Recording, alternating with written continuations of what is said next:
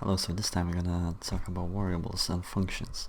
So for those who don't know, variables can hold some data or values, and there are different types of variables, and types, not like in the other programming languages, don't have to be specified when registering it, and you can only specify if it's local, and that's it. So there can be different types of variables: integers, floating point, floats, strings, which in this case is empty. It could be something like hello or wherever. It's basically a word. That can also be tables or arrays, which can hold like different values. So that would be 1, 2, 2, and 5 in one array, and they could be accessed by writing t, which is the name of it,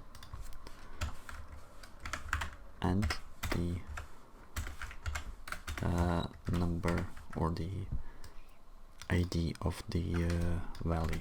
But we're gonna touch the arrays a bit later, not now. Also, I'll leave all the documentation of all the lessons down in the description, so you can go through it and read if you want to get all the information more in detail. So how do you use and what you can do with variables? For that, let's open the resource you have created last time, which was called Hello World. If you haven't watched the previous video, please come back to it, or if you know how to do this simple stuff, make the fx manifest and print the word, that's fine, you can follow from here. So first of all, we're gonna create a function. We're gonna call it print hello, and we're not gonna give any arguments for it just now. So this is how you register the function, this keyword function, and then you write any name of you want, whichever you want, and then in the parentheses you can specify the names of the variables which are local to the function. We're gonna talk about that a bit later. And this is the block, this is where all the code of the function goes into before the end keyword. So what we're gonna do is we're gonna move the print hello world to the function, and we're gonna create a new variable which we're gonna call age, and we're gonna assign integer of value 5 to it. And now we're gonna change the print line, and we're gonna say hello, my age is, and we're gonna add the age to the print. So it's gonna print hello, my age is 5, which is stored in this variable. Now we're gonna use a native function which is called register command. We're gonna call the command, let's say print hello. It shouldn't be with the space, it's just one word. None of the commands can have two words like this, because then it might be taken as a argument. And then we're gonna create a function handler for the command, and pass these two arguments, which is source and args, and then we're gonna add this. So this is the end of the function, and false is just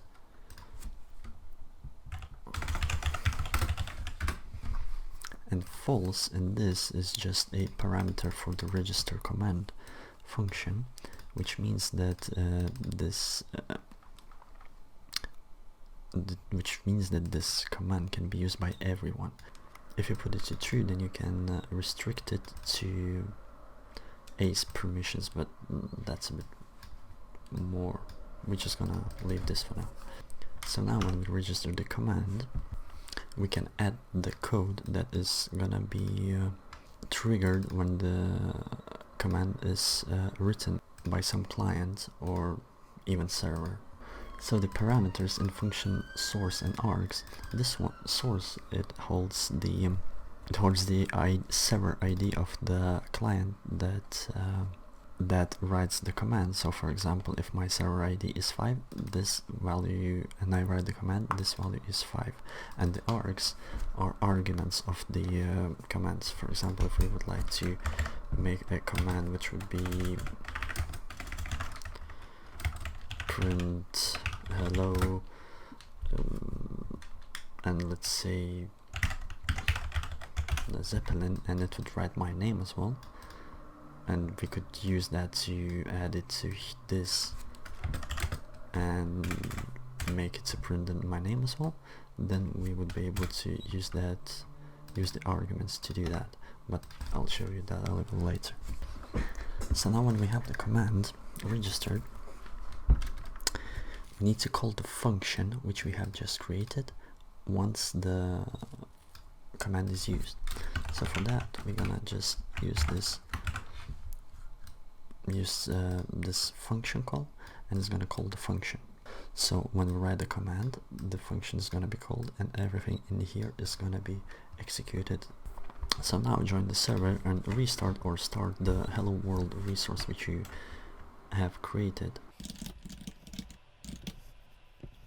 and nothing happens as before because we need to write the command hello, print hello, and now hello world, my age is 5. That's what it prints, just as we specified in the function. Now we can try using the args as I was talking about before. So args returns everything that is written after the command. So for example, if player writes print hello, my name is Jeff, it's gonna return all of this. That's what args is gonna hold, but it's not gonna hold it as a string, so args is gonna be equal to separate words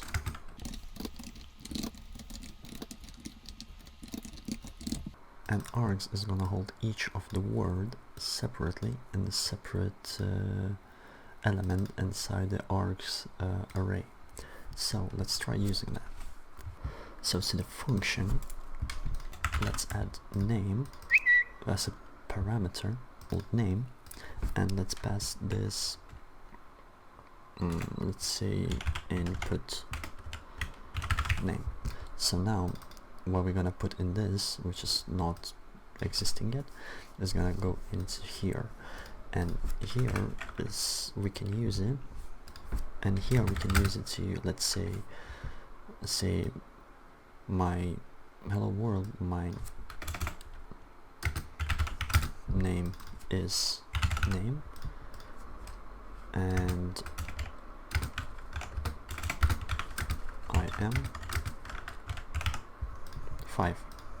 So how do we get input name now? Let's create a new variable called input name, also put local, and let's assign args.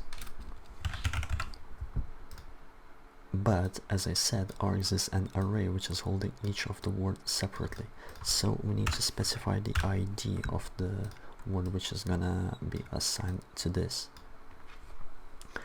And since we want the first word, so the command would be, command in theory should look like this: hello, print hello Jeff, and that should print hello world, my name is Jeff, I am 5. One more thing is that args is not holding elements as a string, it just has it as unspecified data type. So we need to call a command to string and put args into it. So now that is gonna convert args1 from unknown data type to string, and then only then it's gonna print the actual word. Okay, so what we got now? We got a command print hello, which accepts one argument and puts it into this function and prints it together with this line. Okay, so we can try that now. Let's restart the resource and write print hello Jeff, and as you can see, prints hello world, my name is Jeff, I am 5. Okay, so that's gonna be it, but this time for you I have a little task which you'll have to try doing by yourself. Try modifying the print hello function and add new parameter called age. Create new variable called input age and assign the second argument to it and pass it as a parameter to print hello function. So basically, instead of specifying the age here, you should be able to do this, and instead of toString you will have to use toNumber. Okay, so I'll leave it with that. Good luck with it, and if you have any questions just ask, and I'll see you next time. Thanks.